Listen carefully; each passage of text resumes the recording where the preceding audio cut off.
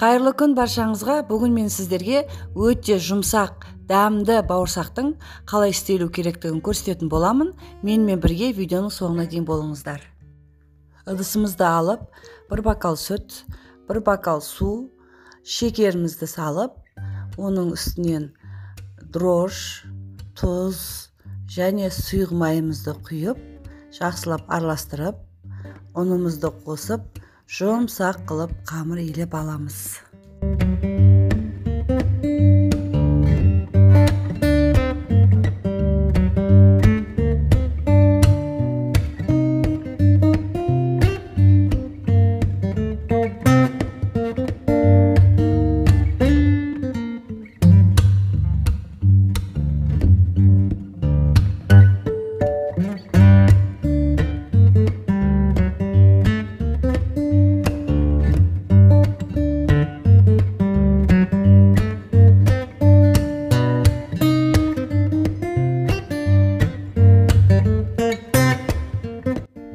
Қамырымызды жақсылап илеп болғаннан кейін бетін жауып, жылы жерге 1 сағат қоямыз.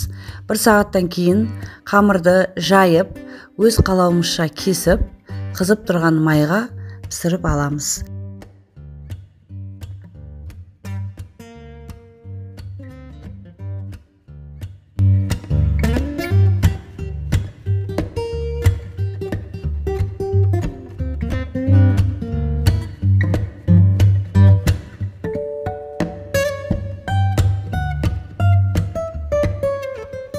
Менімен бірге видеоның соңына дейін болғандарыңызға рахмет.